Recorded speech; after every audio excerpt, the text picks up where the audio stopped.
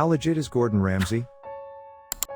Ramsay trained under Marco Pierre White, who has a reputation for being not only one of the most groundbreaking chefs but also one of the most abusive and foul-mouthed. Much of what Ramsay does echoes the kitchen he trained in. The joke is, White is the man who can make Ramsay cry. White has trained or worked with a dozen or so of the world's most famous chefs, and Ramsay is just one more on that list. If he wasn't that good, he would never have been allowed to train there, to begin with. What you see on US TV is a character, just like all reality shows imported from the UK or Australia. They're overdramatized with the belief that a US audience won't tolerate a legit show that doesn't tamper with the storyline. It's the same that's been done to MasterChef, Kitchen Nightmares, Survivor, Big Brother. Pretty much any reality show that started somewhere else gets the soap opera treatment when they make a US version. Look at it this way. Most chefs in the world probably won't ever receive a single Michelin star. Yet, even receiving one is often considered the greatest achievement in their career as a chef. Gordon has been awarded 15 total and still holds 14 of them. He's absolutely the real deal as a chef. That said, I would be inclined to believe that his celebrity status has virtually zero bearings on being awarded those stars. However, there have been some allegations of bias before, mostly in regard to French cuisine. Even if he was awarded because of it, he received, I think, 4 or 5 of them before he even became a widely popular TV personality. I'm sure due to the nature of reality TV, his personality is often exaggerated. But, then again, you're probably going to come off as arrogant when you have such exceedingly high standards as he does. As a chef, legit? The dude has over a dozen Michelin stars to his name. But, of course, they don't give those out to just anyone, and it's the crowning achievement of many chefs' entire career to get just one. Personality: Hell's Kitchen US, fake; Hell's Kitchen UK, less fake; Kitchen Nightmares, dramatized; Drummed Up legit; other shows, generally, pretty honest. His acerbic, aggressive attitude is entirely fake and/or exaggerated. When you listen to HK contestants talk about their experiences with him off-air, and in a few episodes, UK mostly, I think, he does stuff like blind dinners with winning teams, it proves as much. He's a damn pleasant guy outside of TV, friendly, funny, down to earth, etc., etc. His passion for his craft? 100% legit. It's probably what sparked his whole a-hole persona. However, he does get aggressively passionate about his cooking. When he does the Kitchen Nightmares, I'd say a good half of the anger and shouting is sheer stress at seeing someone doing chefing so badly and spoiling what could be good dining. The rest is drummed up ad dealing with morons. I'd look up a few of his other shows. They show him in a drastically different light. For example, there was one where he traveled around and visited native, for lack of a better word, restaurants. Indian curry houses, Japanese sushi bars, and Chinese places have the honor of preparing daily meals for nearby monks. He went to places where people spent a lifetime honing a single craft to perfection, watched them do it, and attempted it himself. It's remarkable how humble he is through it. The dude goes to a curry house and is relegated straight down to the bottom of the pile, making naan bread. He doesn't do anything you might expect a world-class famously angry chef to do. Instead, he does it and discovers how goddamn hard it is. I think the one time it slipped was when he made the meal for the Buddhists, tried a quick and easy alternative that utterly disgusted the chef, like he was absolutely appalled, and Ramsay kind of nagged until they served it anyway. It also shows how skillful he is. The sushi master said he'd done incredibly well, albeit still terribly, for what basically amounted to a first try. Watching the British versions of his shows really changed the way I view him. For example, in the American Kitchen Nightmares, he comes off as nothing more than an a-hole. I'm guessing that's mostly up to editing and a production team egging him on because, on the British version, he can still be harsh. Still, he generally comes off as fairly caring. You don't get all those Michelin stars for nothing. He is, without a doubt, a talented chef. But, still, more importantly for the TV and celebrity side of things, he's a great entrepreneur/businessman. If you want a more personal anecdote, I attended my friend's graduation from the Culinary Institute of America. He was there and a few other big-name chefs whose names I'm totally blanking on because he was the only one I recognized. Anyway, I talked with him for a little bit, and he was very personable, funny, and actually pretty reserved. I would have actually described him as slightly shy had I had nothing else to base my opinion on. Maybe he was having an off day, I don't know. He seemed like he's one of those guys who does best in his element, the kitchen, in his case, and then is pretty quiet out of it. As to his personality, I spent a lot of time working in catering, the chef then manager, and I've worked with a few guys who worked directly with him. One who knew him when he was the sous chef for Marco Pierre White, when he was pretty much just trying to emulate White in every way imaginable. Still young, still learning from one of the masters of classic cuisine, according to a chef de partie at restaurant Gordon Ramsay. During prep, menu planning, menu discussion, and pre-service, he would take the time to teach the junior staff, and he taught well. Not just how to do this, but this is how you do it, and this is why, and this is what's happening to the ingredients when you do it, the real building blocks that make the difference between someone who can cook and a seriously high-end chef.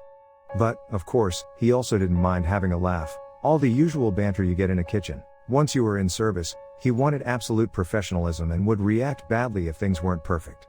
So, every plate that left the pass had his name on it, and it was going to be perfect, or it wasn't leaving. In 15 years in and around catering, that guy was the best chef I ever worked with, and he puts it all down to 2 years under Ramsay. My only criticism of the guy is that now he's as big as he is. He stamps his name on restaurants opened by him. He hardly ever cooks, essentially undermining the work and reputations of the excellent chefs who actually run them. I've eaten at a couple of his restaurants here in Las Vegas several times, and while the food was top-notch, they weren't the best meals I've ever had. What was amazing was the level of service. Completely unparalleled. Even at his burger place, the staff was all engaging and upbeat. Everyone was smiling and seemed very happy to be there. Meals were delivered promptly, displayed excellently and perfectly to order. Drinks were always refilled quickly, and if I ever needed anything, our server was always close at hand. Guy clearly knows what he's doing when it comes to running a restaurant. I've been in the restaurant business my entire working life, 20 plus years. Ramsay is absolutely the real deal. I learn something new every single time I watch him do something. Recently someone posted a video with his mentor Marco Pierre cutting onions so thin they liquefy when cooked. Think of the Goodfellas garlic scene. I literally heard him say this less than a week ago. I think it absolutely sums up Gordon Ramsay. He said, "Perfection is a lot of little things done well." When you watch Gordon Ramsay, you'll notice a lot of little touches or tricks he does when preparing the food. Those little touches culminate into extraordinary dishes. As a contrast, you can watch his kitchen nightmares that were originally filmed in the UK there. He's still as critical, but the show is much less Fox. Meaning, Fox reality shows tend to make really dramatic cuts, edits, and musical pops to emphasize the drama. Ramsay still behaves the same but is much less animated or aggressive, but equally critical and sometimes quite painful. If you can look through the way they're edited together and embrace the overall presentation of what Ramsay is doing as opposed to the surface of how the show is edited together, it's really pretty normal. Despite Ramsay's and Kayan's efforts, some of the venues still fail for various reasons such as poor management, inability to effectively maintain the changes or other factors. Real Chef.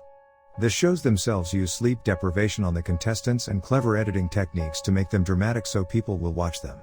Just imagine that you start on a plane, possibly into another time zone, and then they have you going as soon as you step off the plane. They probably spend a day or two getting them sized up for outfits and setting up their hair and makeup. They prep them about not looking into the camera, and who knows. So, they are tired, stressed out, and that's when they bring Ramsay in and spend day after day prepping and cooking with hardly any breaks and very little sleep. So, all well, you have the stress of people trying to eliminate you. As far as his reality TV show goes, at least, Hell's Kitchen, I find it difficult to understand how an entire show is built around becoming Gordon Ramsay's new head chef at 20 restaurant. In almost every single case, if not all of them, the winning contestant has been given a secondary job for a year, apps, salads, etc. The very first guy had the opportunity but chose to go train in the UK under Gordon Ramsay. That guy then came back and tried opening his own restaurant called HK1, which didn't seem to do well. But, at the end of the day, when asked, almost every winner still had good things to say about Gordon Ramsay and that they would not have traded the experience for anything, even though they didn't get what was promised. I assume the contestants must have been aware that they didn't stand a chance at head chef when they signed up for the show, to begin with. What I don't understand is how he can claim it to the public. Never once does he indicate that the contestants might not get the head chef. The whole thing makes me question if, in some cases, there aren't a few actors or plants on the reality show. Hell's Kitchen is just like Survivor and those other stupid reality shows. The people are just normal people who play up the drama and the bullshit for the cameras. I doubt seriously they are scripted, just regular a-holes being a-holes. As for his bona fide, my understanding is that he is actually a real chef with Michelin stars and several fancy restaurants in multiple countries. I can't speak for his actual food since I'm not a sucker who pays $50 for one dish when I eat. Suppose you actually watch his cooking chops on shows like MasterChef or The F Word on BBC, where he has gone head to head with contestants before. In that case, he has actual cooking skills that looked really legit to me. Most of the bullshit on Hell's Kitchen and Kitchen Nightmares are exaggerated drama for the cameras. MasterChef is the only one I have seen him on that seems relatively real. I know some high-level chefs, and I have a friend who could be considered a celebrity chef. These people are amazing at what they do. If you've ever worked in a kitchen before then, you will know the amount of pressure that is on when you have to synchronize that many people to cook for a full restaurant and get the food out on the tables, hot, at the same time, in a timely fashion. There are many really skilled chefs, but people like Ramsey have an additional skill, marketability. And his case, an entrepreneurial mind. My friend is very good at these things, and therefore he commands a price tag of $1 million to cook for an event. Anything less than that, and he won't even return a call. He did one of those Save the Restaurant shows that my friend owned. My friend said it was interesting, but he would never want to do it again. Some of the drama is a bit, well, for the camera, but the food was pretty good before, and the new menu was a kick or two above. They ended up closing a year or two later. I do not know why. The food went from good to awesome. But the restaurant is still closed.